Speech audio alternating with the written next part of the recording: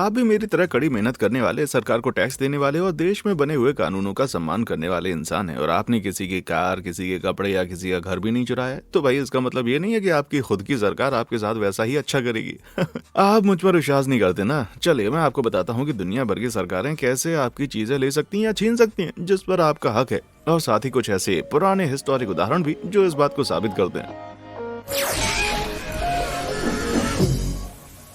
निर्दोष साबित होने तक दोषी एक पुराना नियम है जिसका कई देश अपने कानूनों को लागू करते समय पालन करते हैं। अगर आप किसी अपराध का आरोप आप पर लग जाता है तो आप दोषी साबित होने तक निर्दोष हैं। हालांकि इसका हमेशा पालन नहीं किया जाता और कई बार इसके लिए सरकार खुद जिम्मेदार होती है। सोचिए कि एक दिन आप आराम से सड़क पर गाड़ी चला रहे हैं, तभी अचानक पुलिस आपको रोक लेती है और पूछती है कि क्या आपकी गाड़ी में कोई बड़ी रकम रखी हुई है? तो आप क्या परेशान होंगे या शॉक हो जाएंगे, है ना? पुलिस शायद इसलिए पूछती है ताकि वो इसे आपसे ले सके। जी आपने सही सुना। Civil asset forfeiture United State का एक कानून है जो पुलिस को आपके किसी भी सामान को जब्त करने की इजाजत देता है। हाँ, उन्हें केवल ये दावा करना है कि आपकी संपत्ति एक अपराध से जुड़ी हुई है और उन्हें किसी भी तरह के सबूत की जरूरत नहीं पड़ती। यह कानून इसलिए लगाया गया ताकि पुलिस किसी अपराध में शामिल होने की चीज को जल्दी से जब्त कर सके जिस पर उनको शक हो, और वो भी किसी मुकदमे को चलाकर उसे दोषी साबित करने के इंतजार किए बगैर। वे ऐसे अपराध के लिए संपत्ति और साथ ही उसके मालिक को अलग से चार्ज करते हैं, जो काफी अजीब लगता है भाई साहब। देखा जाए तो इसके लिए एक बात समझ में आती है, जिसका मतलब है कि पुलिस के पास सिर्फ संपत्ति को चार्ज करने और मालिक को चार्ज किए बिना इसे लेने की पूरी इजाजत है। दूसरे शब्दों में, अगर वे आपको इस अपराध में खींचते हैं और ऐसा कुछ देखते हैं जिस पर वो शक करते हैं, तो उन्हें ऐसा दावा करने से कोई नहीं रोक सकता, भले ही आपने कुछ भी गलत नहीं किया हो। लेकिन अगर मामले अदालत तक चले जाते हैं और संपत्ति की बेगुनाही साबित हो जाती है, तो फिर यह असल में किसी अपराध के साथ शामिल था या नहीं, फिर भी मालिक के हिस्से में जाती है। इसने कुछ बेतहाशा निराले अदालती मामलों को जन्म दिया। जैसे आप जानते हैं कि state versus solid gold rooster statue, जैसे 50,000 क्लैकर गेंदों के बक्से और यहाँ तक कि एक पूरा टायनोसोरस बटार कंकाल। वाह, बहुत बढ़िया। शेरिफ, हम सब आज रात की नींद चैन से सो सकते हैं, ये जानते हुए कि सड़कों पर कोई मरे हुए डायनासोर नहीं घूम रहे हैं। पर मेरे पास एक बहुत ही बेहतर वजह है जिसे आप चैन से सो सकते हैं। मैं लगभग हर दिन सुपर दिलचस्प फैक्ट वाले वीडियो अपलोड करता हूँ, और आपको बस इतना करना है कि लाइक और सब्सक्राइब बटन को दबाना, ताकि आप कभी भी कुछ भी मिस न कर दें। चलिए अब वीडियो पर वापस आते हैं। जी हाँ, जरूर जब्ती कुछ मामले बहुत ही बेवकूफ़ी भरे लगते हैं, लेकिन दुर्भाग्य से ज्यादातर मामले और भी परेशान करने वाले होते हैं, और अदालतें लगभग हमेशा पुलिस के पक्ष में फैसला सुनाती हैं। 2001 और 2014 के बीच अमेरिकी पुलिस ने लगभग $2.5 बिलियन की भारी रकम 62,000 जब्ती मामलों में हासिल की, और इसमें कोई शक नहीं है कि उसमें से कुछ काला धन था। लेकिन ऐसा तो नहीं हो सकता कि ये सब काला धन हो। मेरा मतलब है, शिकागो में ऐसा लगता है कि पुलिस कुछ भी ले लेती है जिस पर वे अपने छोटे छोटे हाथ लगा सकते हैं, जैसे कि एक कैशियर के चेक की तरह महज 34 सेंट, एक एक्सबॉक्स कंट्रोलर और यहाँ तक कि मटर के 12 डब्बे, क्योंकि 11 डब्बे उनके लिए काफी नहीं थे। नहीं, मैं मजाक नहीं कर रहा हूँ। इन सभी चीजों को असल में पुलिस ने जब्त कर लिया, और आपको बता दूं इन सभी आइटम पर अपराध का संदेह था, ना कि मालिक पर। अब आप ही बताओ कि मटर के 12 डब्बे किस तरह का अपराध कर सकते हैं। हालांकि उन्होंने मटर के डब्बों को तो नहीं छोड़ा, तो कार या कुछ का तो चांस ही नहीं है। लेकिन क्या आपको पता है कि शिकागो पुलिस ने एक आदमी की रोल्स रॉयस फैंटम भी चुरा ली, और इसकी भरी कीमत $20 लाख थी। मुझे पूरा यकीन है कि इसके पीछे कोई अपराध नहीं था। मुझे तो लगता था कि ये ऑफिसर सिर्फ एक लग्जरी कार में घूमना चाहता था। लेकिन आपको लगता होगा कि पुलिस तो इन चीजों को अपने पास नहीं रख सकती, क्योंकि उन्हें जब्त कर लिया गया है ना। भाई अपने आप को संभाल लो। कानून के तहत जिस भी चीज के खिलाफ मामले जीते जाते हैं, आधे से ज्यादा अमेरिकी राज्यों में सरकार पुलिस को माल बेचने और सभी मुनाफे को रखने की इजाजत होती है। और ये सच भी है। निर्दोष लोगों के सामान को चोरी का बोलकर कर्मचारियों के वेतन को बढ़ाने और पुलिस बजट में कमी को पूरा करने के लिए इस्तेमाल होता है। तो जितना वो लोगों से छीनेंगे उतना ज्यादा पैसा बनाते हैं। और ये सबसे बुरी बात भी नहीं है, उन भ्रष्ट पुलिस वालों को और भी खतरनाक तरीकों से लोगों का पैसा खर्च करते हुए पकड़ा गया है।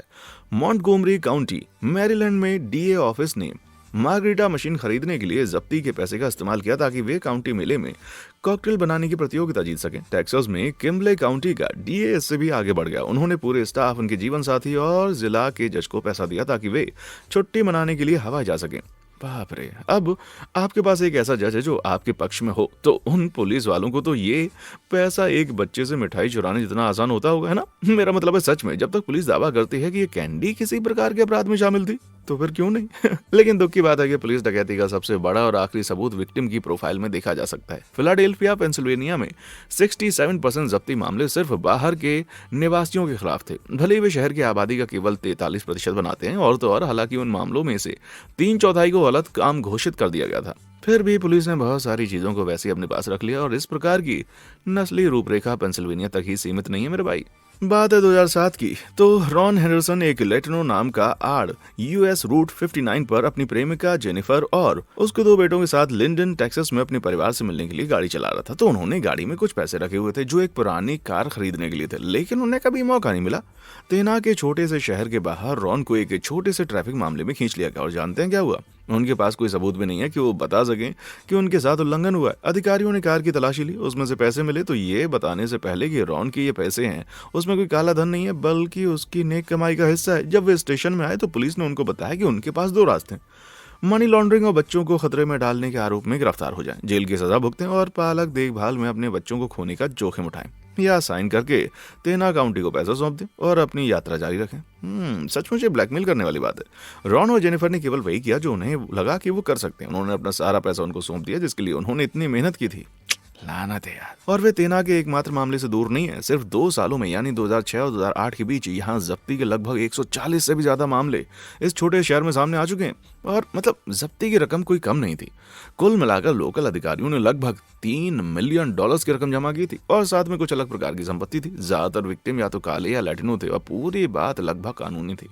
इससे भी बदतर क्योंकि वकील की फीस इतनी अधिक महंगी है कि ज्यादातर लोग अपने पैसे और सामान से दूर जाने के लिए मजबूर हो गए। हैरानी की बात यह है कि ये बड़ी तस्वीर का सिर्फ एक छोटा सा स्नैपशॉट है और ये पूरे अमेरिका में हो रहा है। वाह भाई वाह। मैं ये नहीं कह सकता कि इस मामले में पुलिस का मैं समर्थन करता हूँ, लेकिन मैं आपके विचार सुनना चाहता हूँ। कमेंट सेक्शन में आकर बताएं।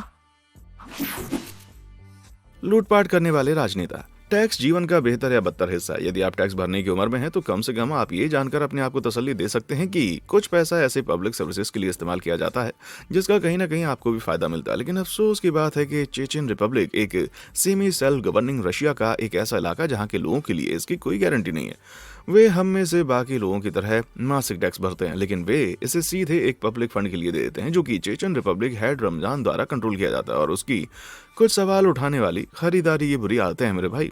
जैसे वे इसका इस्तेमाल 16 हार्ले डेविडसन बाइक को खरीदने के लिए इस्तेमाल करते हैं। बाइकर गैंग जिसे द नाइट वॉल्व के नाम से भी जाना जाता है और जिसका वो एक सदस्य है। यह कानूनी लगता है पर अपनी नौकरी के आधार पर कुछ लोग 10% टैक्स भरते हैं जबकि कुछ लोग अपनी पूरी तनख्वाह का आधा हिस्सा खो देते हैं। और तो और चेचन अधिकारी ये भी स्वीकार नहीं करते कि कोई टैक्स मौजूद है। इसके बजाय वे जोर देकर कहते हैं कि ये फंड वॉलंटरी दान से आया है, जो कि असत्य और विश्वास न करने वाली बात है क्योंकि देखा जाता है कि ये हर साल रकम $864 मिलियन तक बढ़ जाती है, जो कि चेचन्या के पूरे बजट का लगभग तीसरा हिस्सा है। और साथ ही साथ मैं आपको बता दूं कि कद्रोव ने चेचन्या की राजधानी ग्रोजनी की स्थापना का जश्न मनाने वाली एक बड़ी पार्टी के लिए भी पैसे का इस्तेमाल किया। अच्छी बात यह है कि उनके 35वें जन्मदिन के साथ मेल खाता था। कितना बड़ा मौका है कि वे अपने इस दिन का जश्न मनाते हैं। कादिरोव ने मार्शल कलाकार जीन क्लाउड वैन डैम और वायलिन बजाने वाली वेनेसा मे को आमंत्रित किया था। फिर खुलासा हुआ कि उन्हें इस कार्यक्रम में $5 लाख प्रदर्शन करने के लिए दिए गए थे, पर इन बातों को खारिज कर दिया गया। 2005 में कादिरोव ने लगभग $2 मिलियन लगाए, वो भी एक farmer heavyweight boxing champion Mike Tyson के साथ बहस करने के लिए। बाप रे।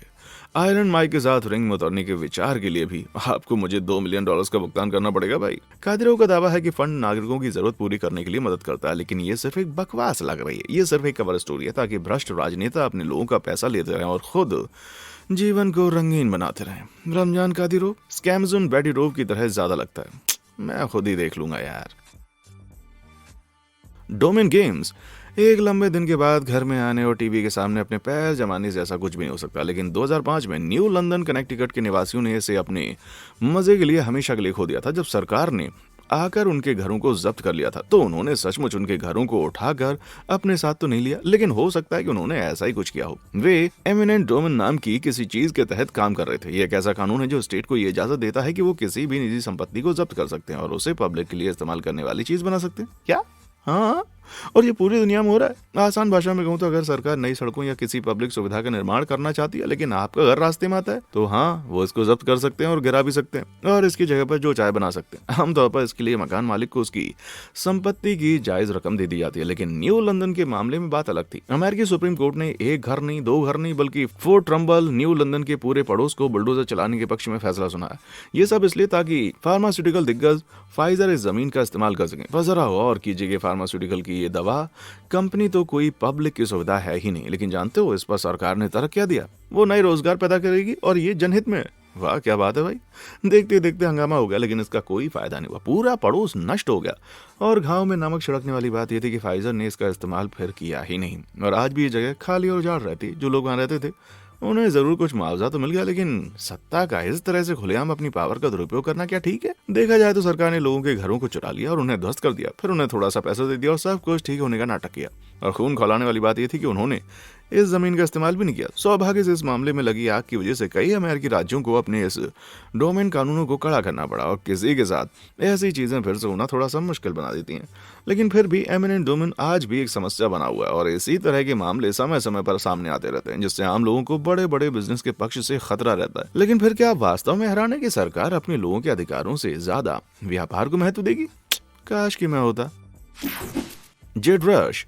आप इस बात पर विश्वास करें ना करें, लेकिन बहुत से लोग रत्नों को स्पिरिचुअल गुण प्रदान करते हैं। माना जाता है कि नीलम में हीलिंग गुण होते हैं, जबकि जेड असली किस्मत और खुशहाली लाता है। तो ठीक है, जब जेड की बात आती है तो म्यांमार की सरकार को कम से कम इस पर विश्वास करना चाहिए, क्योंकि देश हरे रत्न के खनन और बिक्री से हर साल 31 अरब डॉलर की भारी भरकम कमाई करने में सफल रहता है। उनकी कमाई का लगभग आधा हिस्सा, और एशिया के सबसे गरीब देशों में से एक होने के नाते ये इनके लोगों के लिए कमाने का अच्छा तरीका, या कम से कम ये तब होता अगर सरकारी अधिकारी देश के बाहर चीन में 80 से 90% जेड की तस्करी नहीं कर रहे होते।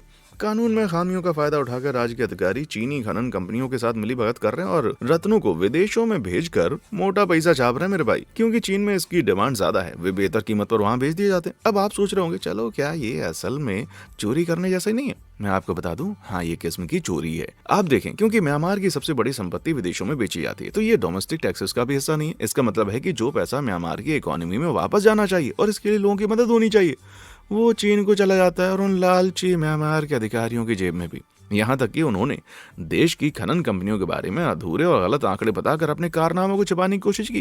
बाप रे। इस काम के दौरान असल में जो जड़े निकलने वाले इंसान ज्यादा खतरे में रहते हैं, क्योंकि वहां खोदने के दौरान लैंडस्लाइड जैसी घटना हो सकती है और काम करना आसान नहीं होता।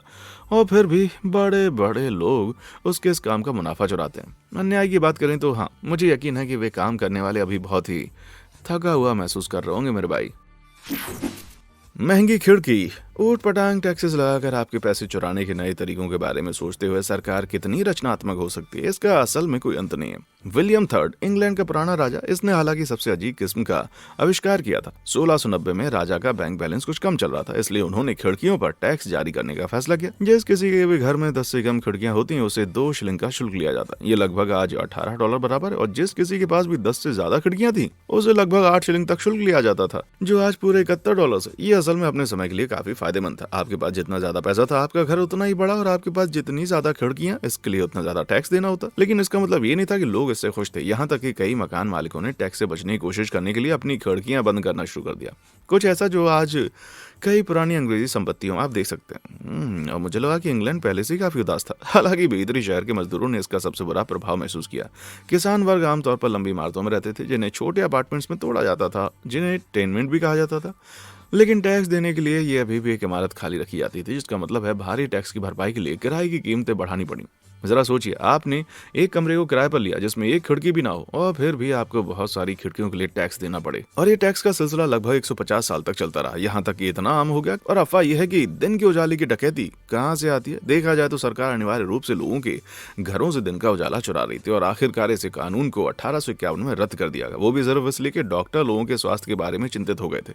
खराब वेंटिलेशन वाले घरों के किराएदारों को कहीं ज्यादा खतरनाक बीमारियों का सामना करना पड़ सकता था, जैसे कि कोलेरा और स्मॉल पॉक्स। मुझे ऐसा लगता है कि उन्होंने इस टैक्स से सिर्फ इसलिए लोगों को छुटकारा दिया क्योंकि वैसे भी इसे चुकाने वाला कोई बच नहीं पाता। वो कहते हैं कि जीवन में केवल 2 बातें सच हैं, मौत और टैक्स, लेकिन मुझे नहीं पता वे इससे इतने जुड़े हुए थे। पीटर द ग्रेट, जिसने भी रूस जैसे विशाल देश को आज सुपर पावर वाला देश बनाया है, वो बहुत ही महान नेता रहा होगा, है ना? हाँ, बहुत ही ज्यादा। नाम भी अटक गया यार। पीटर द ग्रेट रूस देश का एक नेता था जिसने 1682 से लेकर 1725 तक राज किया, और वो देश के बड़े और खास बदलाव के लिए जिम्मेदार थे। हालांकि उनके कुछ तरीके बहुत ही सुंदर थे, या हम कह सकते हैं कि अनकन्वेंशनल। दरअसल पीटर मानते थे कि रूस की सफलता की कुंजी दाढ़ी है, या यूं कहें कि दाढ़ी हटाना, क्योंकि यूरोप में चेहरे पे बाल आना बहुत ही कम था, और पीटर रूसी समाज को पश्चिमी यूरोपीय स्टैंडर्ड की तरह बनाना चाहते थे। ऐसा करने के लिए उसने एक अलग कदम उठाया। इसने अपने नए साल की पार्टियों में एक में पीटर ने असल में एक जोकर को रेजर के साथ कमरे में परेड करना और दाढ़ी रखने वाले किसी भी रईस के चेहरे को शेव करने का आदेश दिया। अगर किसी ने मना किया तो इसे उसके सिर पे एक बड़ा मुक्का मारने की अनुमति थी। यार ये बहुत सर दुखा देने वाला है। मैं तो इस तरीके से अपना न्यू ईयर नहीं मनाऊंगा। फिर 1705 में पीटर ने असल में दाढ़ी रखने के लिए लोगों को चार्ज करना शुरू कर दिया। ये भी ठीक है, अगर आप एक दाढ़ी रखने वाले इंसान हैं तो रूस में 1705 में अगर आपको दाढ़ी रखनी होती तो आपको हर साल उसके लिए टैक्स देना पड़ता, और अगर आप टैक्स देने के लिए तैयार नहीं थे तब आप अपने सुंदर ठुड्डी बच्चे को अलविदा कह सकते थे। पुलिस को जबरन और खुलेआम किसी की भी दाढ़ी उखाड़ने की अनुमति थी जो भी इस कानून का पालन नहीं करता, और जिन लोगों ने टैक्स देने का विकल्प चुना उन्हें 100 रूबल तक के शुल्क का सामना करना पड़ सकता था, जो आपको 4 टॉप नोच सोने और लेस कोट खरीदने के लिए काफी थे। और साथ ही साथ जिस किसी ने भी अपनी दाढ़ी रखने के लिए भुगतान किया होता था उसे अपने सभी नंगे चेहरे वाले दोस्तों को दिखाने के लिए एक बहुत अच्छा टोकन मिलता था। जी हाँ, वहां पर एक छोटी दाढ़ी वाला चेहरा बना हुआ है। मुझे यकीन नहीं है कि ये एक डिजाइनर अलमारी से ज्यादा मूल्य का है, लेकिन कई रूसी मुझसे असहमत होंगे। आपने सुना ही होगा, रूसी रूढ़िवादी ईसाई मानते हैं कि इंसान भगवान की छवि में बनाया गया था, दाढ़ी और बाकी चीजें, इसलिए शेविंग करना निंदा होगी।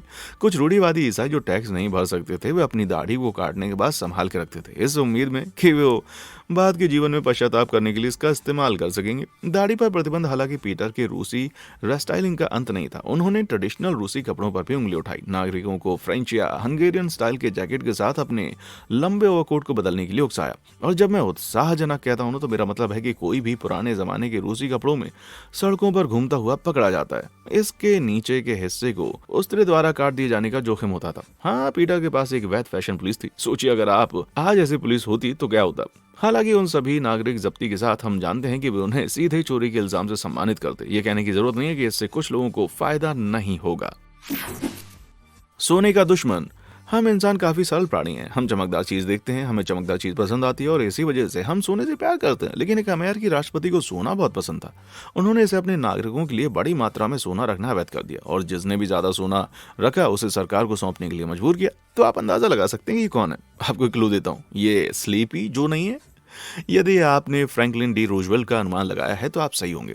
1933 में उन्होंने एक कार्यकारी आदेश पर हस्ताक्षर किए जो एक इंस्टेंट कानून की तरह है, जिसे राष्ट्रपति बिना किसी भी इजाजत के लोगों पर लागू कर सकता है। अब कार्यकारी आदेश 6102 लेबल वाला ये कानून निजी तौर पर सोना रखने से मना करता है। लेकिन क्यों? आपको बता दूं, यूनाइटेड स्टेट अमेरिका एक अंतर्राष्ट्रीय मॉनेटरी सिस्टम से बंधा हुआ है जिसे गोल्ड स्टैंडर्ड के रूप में जाना जाता है। इससे सोने की एक खास मात्रा पर डॉलर का मूल्य बना दिया गया और ये शर्त की करेंसी अपनी कीमत पर बनी रहे।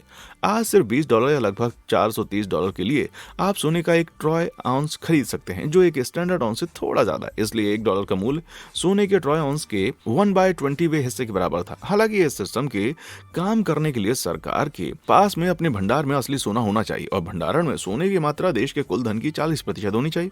अच्छा ठीक है, लेकिन 30 के दशक की शुरुआत में एक बड़ी समस्या थी। अमेरिकी इकोनॉमी एक दशक पहले स्टॉक मार्केट क्रैश से बहुत नीचे हो गई थी, इसलिए इसे बचाने के लिए टन से ज्यादा धन प्रिंट करने की जरूरत थी और ऐसा करने के लिए सरकार को और ज्यादा सोने की जरूरत थी। तो चलो हम अब कार्यकारी आदेश 6102 पर वापस आ जाते हैं। 1933 में सभी सोने को वापस लेने के लिए बिल जारी किया और सरकार ने लोगों को उनके द्वारा लिए गए फिक्स प्राइस की जितना पैसा दिया। लेकिन ये हमेशा के लिए खुशी की कहानी नहीं थी। एक बार रूजवेल्ट ने सोने को वापस ले लिया तो उसने कीमत बढ़ाकर $35 प्रति ट्रॉय ऑन्स कर दी। तकनीकी रूप से इसने सरकार को और ज्यादा धनवान बना दिया और अब सरकार लगभग $15 ज्यादा प्रिंट कर सकती थी अपने पास मौजूद सोने के प्रत्येक ट्रॉय ऑन्स के लिए। हालांकि एक लागत थी, डॉलर ने अपना मूल्य खो दिया। लोग उसी सोने को उस कीमत पर वापस नहीं खरीद पाएंगे जिस कीमत पर उन्होंने इसे सरकार को बेचा था। इसलिए सरकार ने न केवल लोगों का सोना चुराया बल्कि उन्होंने लोगों के पैसों की कीमत भी घटा दी।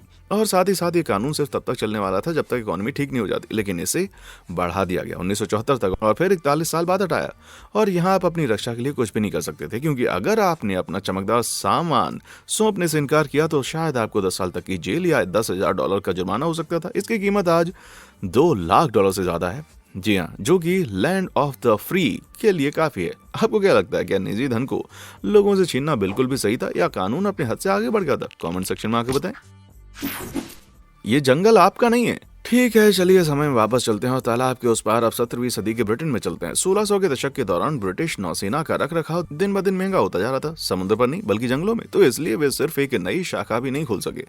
आप जानते हैं कि नौसेना जहाजों पर निर्भर रहती है और जहाजों को बनाने के लिए आपको ढेर सारी लकड़ियों की जरूरत होती है और खासतौर पर बड़ी लंबी लकड़ी जिससे पुर्जे बनाए जा सके।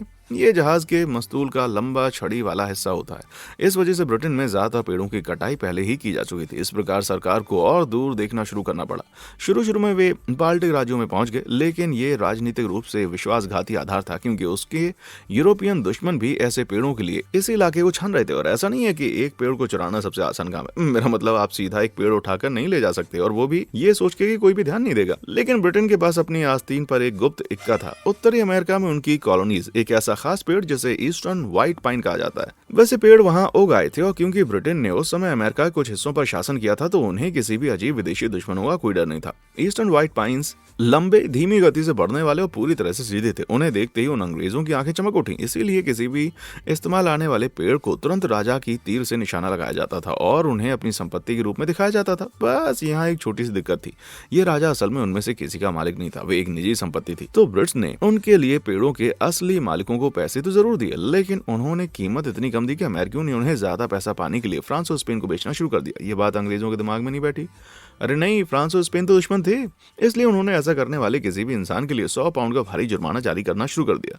यह आज के समय में 21,000 US डॉलर से ज्यादा है, इसलिए अमेरिकियों को एक मामूली दाम पर उनका हक सौंपने के लिए मजबूर होना पड़ा। अफसोस, सौभाग्य से हमारे लिए जहाज का निर्माण तब से एक लंबा सफर तय कर चुका है, इसलिए आपको उसके बारे में चिंता करने की जरूरत नहीं है कि कोई पुराना बेरहम राजा वापस आएगा और आपको परेशान करेगा। आजकल भी तुम्हें अकेला छोड़ देंगे। हाँ, काहे भाई, उस सब के बाद मैं जंगल की एक झोपड़ी में जा रहा हूँ और जमीन पर रहूंगा। ये बकवास समाज मुझे सिरदर्द दे रहा है भाई। आपको इनमें से कौन सी सत्ता की चोरी सबसे ज्यादा खराब लगी, मुझे नीचे कमेंट सेक्शन में आकर बताएं। और हाँ, देखने के लिए शुक्रिया।